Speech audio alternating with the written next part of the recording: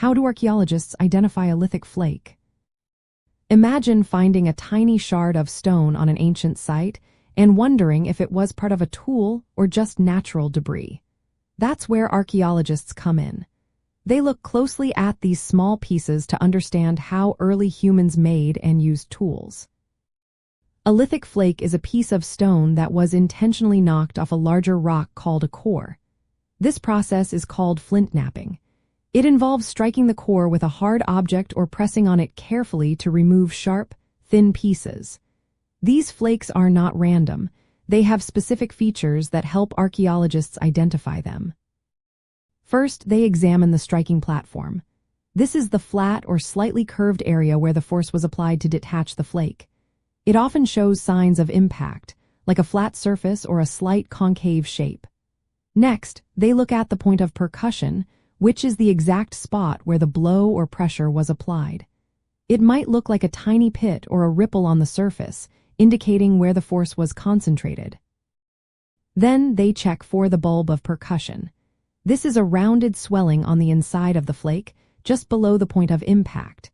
It forms because the force travels through the stone, creating a distinctive bump. The dorsal surface, or the outer side of the flake, often has scars or impressions from previous flakes removed from the core. These scars can tell archaeologists about the flaking technique used.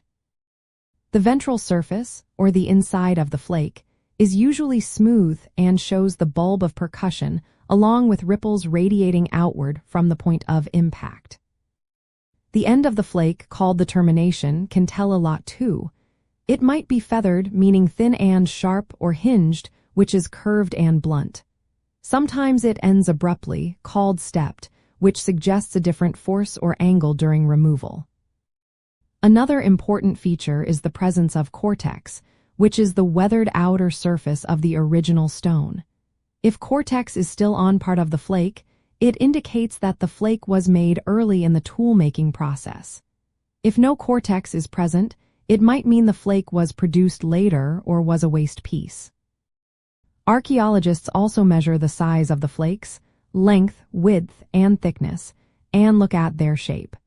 These measurements help distinguish flakes made for specific tools, waste flakes, or flakes that were used as tools themselves.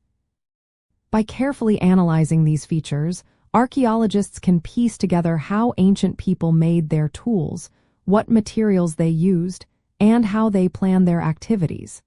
It helps us understand their skills, behaviors, and cultural practices. In short, identifying a lithic flake involves looking at the striking platform, point of percussion, bulb of percussion, dorsal and ventral surfaces, termination type, and cortex presence.